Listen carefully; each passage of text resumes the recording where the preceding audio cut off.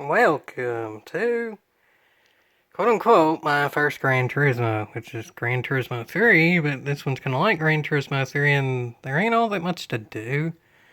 But it's getting praised because it gets a whole heck of a heap of people into the series, and it has good graphics, so let's get into it, folks. I already know this video is controversial, but it's not like I'm the target audience for this anyway. Probably no one watching this is. So it's pretty much just uh, spit take, I guess you can say.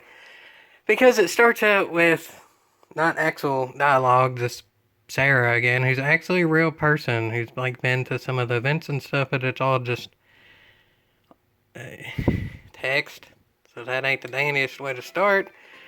And yeah, this ain't really meant for me or probably anyone really watching unless you're fairly young or just not all that much into racing games in general, and this is your first one. Yeah, as you all know, I don't like GT7. It's absolute best of times. It's probably about an average modern racing game.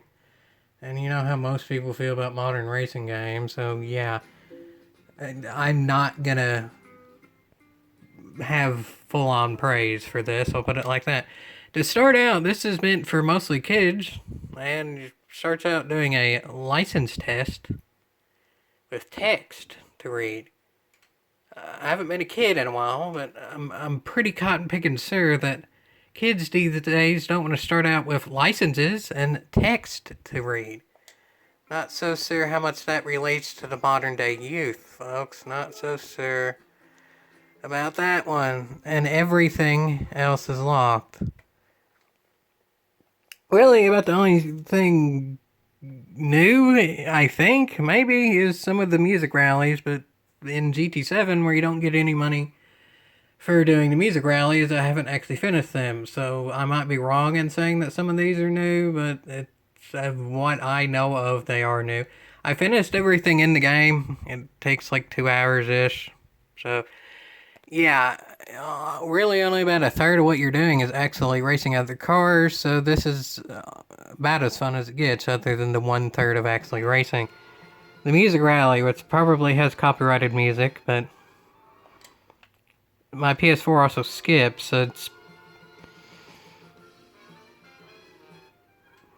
probably skipped enough to where I ain't gonna get a copyright claim, so yay, that's a positive in the, thing is my PS4 skips enough to where I don't think it could actually get a copyright claim. Yay, that's beautiful, ain't it? So yeah, my driving is not the dandiest on my PS4. Ain't either, but it runs alright on a standard PS4. It seems like the lighting's a little bit different, but I'm running this into the wall and no penalty or anything. So yeah, this kind of sort of meant for kids. Yeah, that was probably the most fun I had, is I was able to like drift and skid and stuff my way across the quote unquote finish line for the music rally. But the music rally doesn't have a global leaderboard, so there's really no replayability to it. And you know me, I'll just go for records and stuff. I mean, there's already a video on the channel about that, so yeah, there's that. But as it turns out, it doesn't even matter about getting gold. That's the sad part about it, is there's no benefit whatsoever of getting gold. I get that it's meant for kids, so it definitely shouldn't force them to get gold to be able to get cars and stuff, but how about this? Like, have some special paints or, like, wheel options or spoiler or something like that you can put on the car for silver and gold for each one you get or something. There's literally no point in getting gold at all. That ain't particularly the dandiest, because everything unlocks anyway, as y'all can see there. Just go for bronze. There's really no point in wasting time on it unless you truly are good enough to where you can get on the global leaderboards, and even that's just bragging rights and stuff, so yeah. Oh, and there's also time trials that unlock probably 60% through your gameplay. I don't know why just driving around an entire track takes like 60% of your gameplay. There is the practice runs, but those are literally pointless. They quite literally do nothing. So yeah, just a time trial takes about 60% of the entire gameplay. And this is also the longest race in the game. Yeah, it's not dang it. Also, each quote unquote series of races, like the Sunday Cup and uh, Clubman Cup and GT Cup, I think is what they're all called. I think. I didn't pay much attention because they're all one race each. There's no true cup to it, it's just one race. So, of course, I didn't pay all that much attention. And, of course, you can wall ride. This is even kind of making my first Gran Turismo look better than it is because of the footage that I'm showing. The majority of it is this one race. But again, in total, maybe about a third of your time playing will be the actual race. So that ain't the dangest. I will say for the racing, because no matter what, it's to get 5th place and up. I didn't do it the first time around, and I don't really feel like trying it again, because nonetheless on PS4 it ain't the Sophia AI anyway. But probably... Oh, and there's a horn. I forgot to mention that. Took me a while to find the horn. So yay. There's a horn in GT7, just that. That's probably what kids are gonna like, just blowing their horn, flashing lights, and riding the walls. That's what they're gonna get out of the racing. And of course, you can slam the AI as well, but the ping physics are still weird. From what I can tell, it's the same exact physics engine in GT7, but I mean, I swear the lighting is a little bit different. But anyway, the point that I was making before is, yeah, turn the AI to professional, probably, or the top one. I can't even fully remember what it's called. I mean, as of now, it looks kind of close and competitive and such. I mean, it probably would be that much more if I didn't do that. And also, no, the AI does not respond to your horn. They never have. I'm just throwing that in there. So, yeah, I mean, of course, it'd be more competitive if it wasn't wall ride and such, but, I mean, it's 5th place or better to finish the races no matter the difficulty. So probably if you want something that's relatively competitive, do put it on professional. I just put it on beginner because I wanted to get through it as fast as possible so I could get the cars to sell in GT7. That's the main reason for anyone that's not new to the series to really play it, is that it's around about the same time it takes to do the Tokyo 600 or Sardinia 800, those type of events, the money grinders, for like 3 times around or whatever, equal about the same as you could sell cars in this game. Like, all the cars combined, this game takes 3 times of like one of those events to do, but they sell for about 3 times as much, so it's around about equal, but it is like 3 times of doing the one event. So if you're tired of doing those events and still need money grinding and such, or if you just don't happen to have some of the cars yet, then that's a reason to do this event. Also, all the cars are at 0 miles or kilometers or whatever, so that's a thing as well. Take that as you may, I don't really care, but seems like that is a thing. What is weird in this is that every car kind of has their own customization from a little to a lot. Like, this Lamborghini is way different than what it is stock. It's made to be the best car in the game, the Halo car, cover car, all that kind of thing. It's way better than it is stock. Some other cars are barely different, but nonetheless, from what I can tell, they're all tuned in some way, shape, or form. It actually even says that in the description of all the cars at the very bottom, is that they are tuned for this game, and it doesn't say the exact specifics, so that's weird. But some of them drive better than they do stock, so maybe there can be enough positivity and just general people talking about it and stuff, or maybe they can take the feedback from this and what people like in general, and then maybe they can combine some stuff to actually get some daily races in GT7. I mean, it'd be actually a good way to get some people to play GT7 is have, daily races again, like they had for less than a year in sport, and they kept the name. That would at least get a few more people playing, because at some point someone would have an interesting race. But no.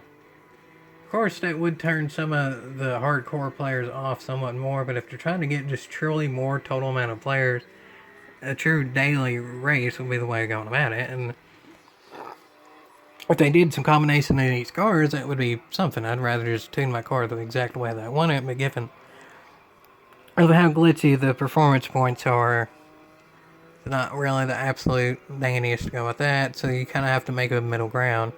I'd rather not just have every race in completely stock vehicles, but also being able to tune completely, of course, makes meta cars and way unrealistic and all that. It seems like, at least with some cases of these cars, there's some realism in it.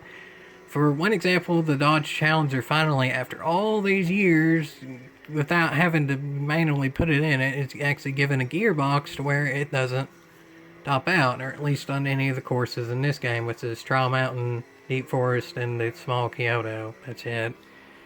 It ain't really the dandiest, but I mean, it's free, so whatever, I guess. Again, I'm not really the target audience for this, so whatever. Yeah, so I mean, that's nice, but then there's cars like the Miata and the Porsche that, I mean, at least to me, don't drive as good as they do stock. So I mean, it is really hit or miss. Also, there you can go into pits, as y'all can see, but I want to show y'all something too.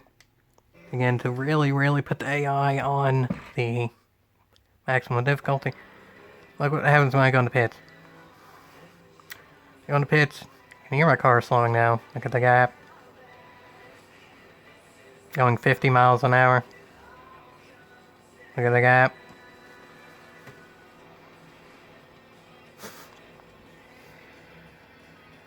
Yeah, and I'm going 50 miles an hour.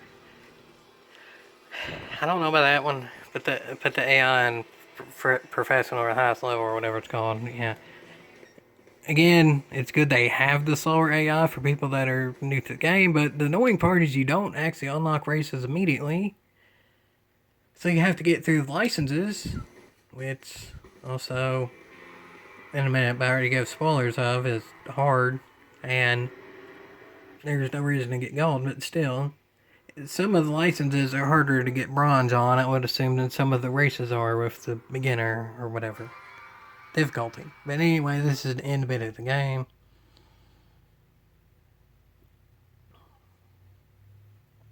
With the PS4 load down there, yeah. I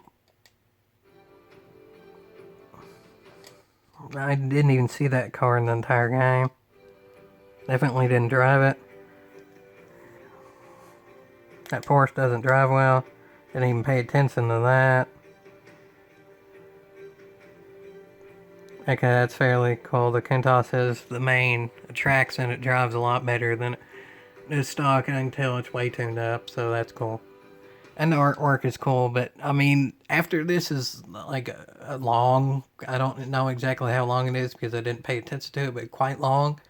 Promotion just purely for GT7, which I get that's kind of the point. I mean, in a way, this is a demo for GT7, kinda. But yeah, I'm gonna skip that. Yeah, this is the true end to the actual, my first Gran Turismo here. Again, it's just text.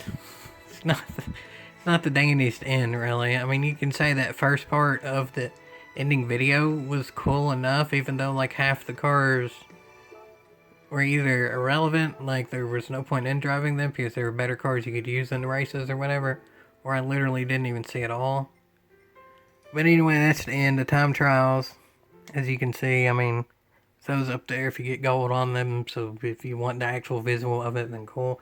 But nonetheless, I 100% unlocked everything, so it's not that big of a point. So yeah, then I was bored because it only took like 2 hours, and I decided to actually go for leaderboards, in specifically the B3 license, but I don't know, I might go back. Y'all want that? I don't know. Take that as you may, I'm not guaranteeing anything. But one thing that's very much nice about this is you don't actually have to load into the actual event to see the leaderboards. With some things that's true in GT7, with some things it ain't. I really wish everything with GT7 that you could just see the global leaderboard without having to actually load into the event. emphasis on a global leaderboard, they should also have a global leaderboard for the music rally events, because then there would be at least some replayability for them.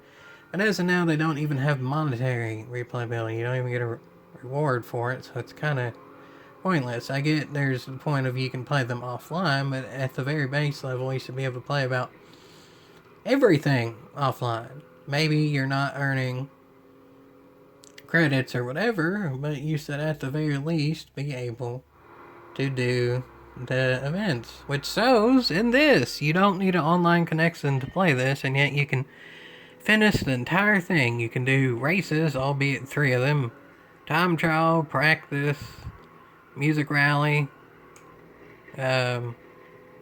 licenses, all of it. It shows right here that GT7 indeed does not need an online connection. Let's see, to kind of end us off, is I may or may not go back for me specifically doing the licenses, but I might keep tabs on the game in general for as long as they keep the online leaderboards up, because let's see if anyone is able to hack or mod or whatever with the game to cheat on the leaderboards. If they don't, that shows that there's enough anti-cheat where there is no need for an online connection to be able to play stuff like this. If there is a lot of cheating going on eventually, then that shows that maybe there's somewhat of a point in it. I'm not saying if they're done right will or won't be. Obviously, I hope overall there's not cheating.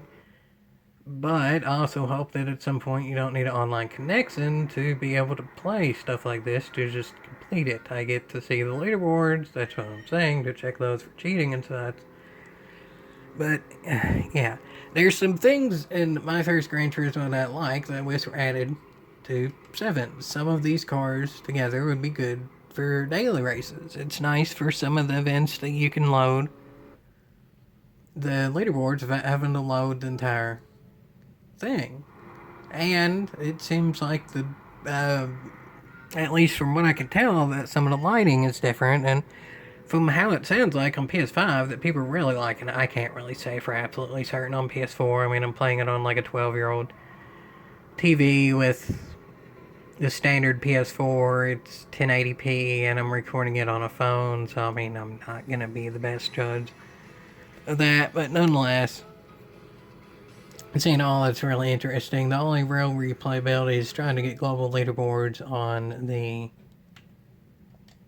these, which y'all saw the ultimate lap for that. So I mean, yeah, that's my first Gran Turismo, even though my first Gran Turismo was GT3, and that one was hard, but I mean, some of these are hard too. Some of the licenses for this are still really hard and not really meant for children to get gold, so you call that replayability if there's actually a point to get gold. There's some things that could be added to GT7, and there's also some things that could be added to this. Maybe have an update to the game where there's a point to get silver and gold and all this stuff to get like some visual stuff. Nothing ever to prevent players from unlocking stuff for the game itself, but to unlock visual things that are just aesthetic, something. Like a spoiler where you can't tune anyway. Oh yeah, I forgot to mention, you can't tune, there's just set tunes. I mentioned that part with set tunes, but you can't change the set tune. They're all set tunes, so that you can unlock like a spoiler that's just aesthetic, or wheels that are aesthetic, or extra paint or something like that for silver and gold. And for some people that would be worth doing, I would think, but whatever, it's not that big of a deal. At least you can take the cars in GT7 and sell them, so there's a point in some more experienced players in doing it, just because it's that much more money in the game, unless you literally already have all the cars in GT7. With this, you can earn money that's about equal to doing the races. But, yeah, y'all see what's on screen there? I might do a video about that at some point. Just take that as you may, and I'm not the target audience for this. I ain't really gonna say if it's worth a yeehaw or not, but there's positives and negatives, I'll put it like that. So, yeah, take that as you may, I guess.